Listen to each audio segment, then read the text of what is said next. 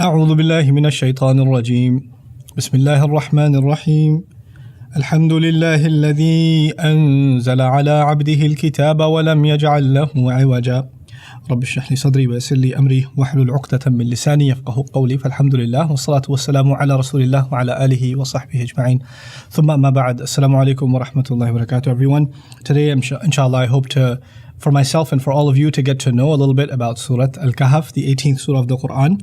I'll start with the famous narration about it. عن أبي الدرداء أن النبي صلى الله عليه وسلم قال من حفظ 10 آيات من أول سورة الكهف عصم من الدجال. Narrated Abu Darda, the Prophet ﷺ said, whoever memorized 10 ayat from the beginning of Surah Al-Kahf has been protected from the fitna, from the trial, or from the Dajjal himself, from the false Messiah himself. عن أبي سعيد الخدري رضي الله تعالى عنه أن النبي صلى الله عليه وسلم قال من قرأ سورة الكهف في يوم الجمعة أضاء له من النور ما بين الجمعتين.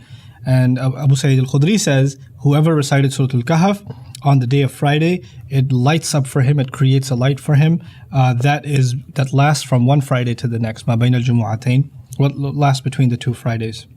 This surah is, of course, meant to protect us from one of the greatest trials that is going to afflict humanity that the Prophet ﷺ himself warned about. The surah itself alludes to that great trial as بَأْسًا شَدِيدًا مِنْ لَدُنْهُ, a terrible war that is coming of divine proportions, مِنْ لَدُنْهُ, and to congratulate believers that their good deeds are not going to be put to waste. It is a profound surah, very uniquely organized. I'll tell you a little bit about that. Most commonly, it is known that the surah is divided into 4 stories.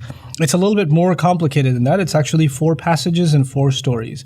And so the way I'd like you to think about, just kind of organize the subject matter of the surah for yourself, is that you can think of it in two halves. Okay, so the first half of the surah is a passage which is kind of like a sermon from Allah, teaching us about the temporary nature of this life, followed by the first story, followed by another sermon, followed by another story. So there are 2 elements in the surah: sermons and stories. Sermon means a collection of ayat that are teaching you about a profound reality, like the temporary nature of this world, or what Judgment Day is going to look like, or what kinds of people are going to be success and what kinds of people are going to be failures. These are all sermons.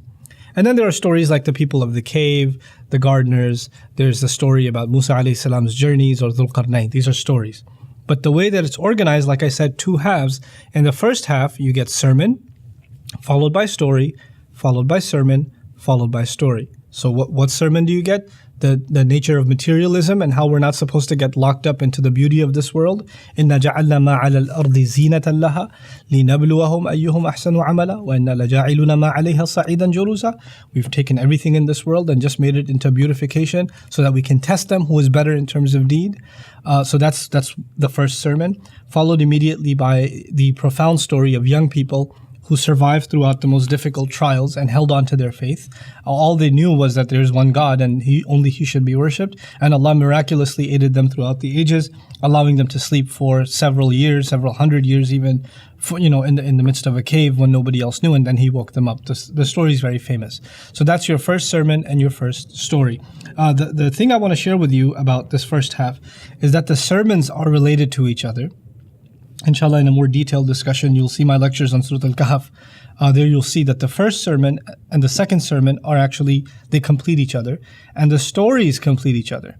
So this is the first story, the story of the people of the cave. The second story is going to be about 2 gardeners. One of them has a lot of wealth. He's got a great deal of gardens and rivers flowing in between. He's got multiple properties, 2 gardens actually, and they produce at 100% capacity.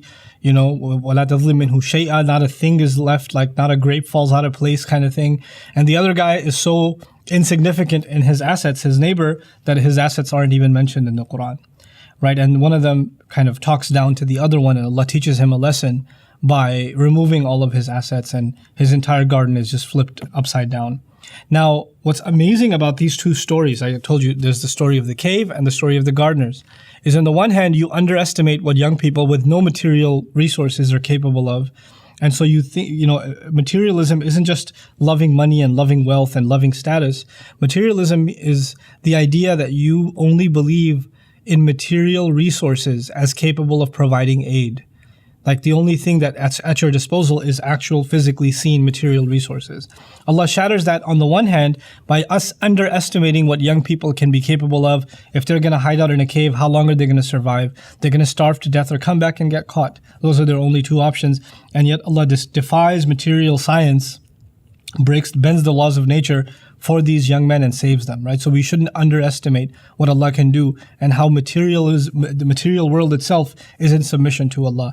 On the other hand, is not underestimating, it's overestimating. The wealthy gardener overestimates the value of what he has. لَن تَبِيدَ هَذِهِ أَبَدًا. This is never going to go away. Don't overestimate the value of material good. Allah can take it away at any time.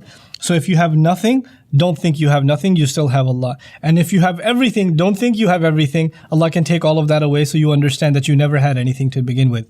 Inna lillahi wa inna ilayhi raji'un. So that's how these two stories and the two passages are actually connected to each other. And that's how they're organized. Passage, story, passage, story. In the second half of the surah, it's a different kind of organization. What you get is passage, story 1, story 2, and then passage. It's like PSSP. It's like a symmetry kind of organization. And here in the beginning, that the first passage and this last passage in the second half of the surah are both dedicated to the Day of Judgment. They're both about resurrection. They're both about what truths are going to manifest on that day. And they're both very powerful, profound passages with multiple links to each other. If you study those carefully, you'll see that they're very closely linked to each other. And what you get in the middle are two more stories. Those are the stories of Musa alayhi salam and Khidr, when he goes on a journey to learn and he makes 3 stops. And then you get a story of Dhul Qarnayn, who goes around the world and he also makes 3 stops. So there are parallels between the story of Musa and the story of Khidr. They also, they both traverse and they both travel and they both solve problems or try to solve problems. Here, there's another contrast. In the first 2 stories, the contrast was overestimating or underestimating in the case of the youth and overestimating in the case of the gardener. Here, Allah teaches us something else. He teaches us about a man, Musa alayhi salam, who wants to establish, he's all about justice. And so is Dhul Qarnayn. They want to do the right thing. Both of these people, they want to do the right thing. But one of them is completely powerless to change the situation around him. He cannot do the right thing because he's been instructed, you cannot say a word, you cannot criticize. So when the ship is being wrecked, or damaged, or when a boy is killed right in front of your eyes, or you had to do hard work and put a wall up and you're not compensated for it, you cannot say a word. That's clear injustice. On the other hand, you have Dhul Qarnayn, who sees injustice and fixes it. He solves problems wherever he goes. People come to him with a problem and he solves it. What Allah is contrasting here is sometimes you have the power to do things materially and sometimes you don't. Sometimes there's a larger play at work, there's a larger plan at work, and believers have to understand that sometimes they will have material resources at their disposal, and other times they will not have material resources at their disposal to be able to do the right thing, to be able to execute justice. And there's always, we're going to be caught in between, either of these two situations. And in doing so, in summing all of these stories up, what Allah has given us in this amazing surah is really our approach to worldly life. It's having power is not a blessing. Not having it is not a blessing. When you have it, use it the right way. When you don't have it, understand that that you still have much to do. You still have much to learn, and there's a reason why you don't have it. When you have no resources, there may be a grand plan like the youth. Allah will aid you anyway. And when you have a lot of material resources, money, media, power, reputation, etc., etc., none of that means anything. Allah can take that away whenever He wants. So our reliance at the end of this surah falls entirely on Allah. The idea of Dajjal, let's wrap it up with this. The idea of Dajjal is actually someone who produces materially, physically, worldly, incredible things. He can make crop grow where no crop grows. He can travel at paces nobody can travel. He can bring a dead person back to life and make it look like he's brought a dead person back to life. He's doing these amazing worldly, materialistic things, and people are mesmerized by it and fall into worship of him. The believers are told, this surah will keep you in check because after this surah, you are not mesmerized by what you see. You understand that there's a reality that you see, and there's a much more powerful reality that you and I don't see and don't perceive, and that is the power of Allah Azza wa Jal. That's always at play.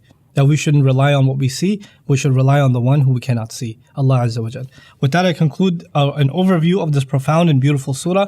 Try and recite it every Friday. It's very, very good for you. Once again, I've said it in a previous session. Recitation of a surah is great. the intention, the intended advice from the Prophet ﷺ is actually to recite with pondering, with reflection.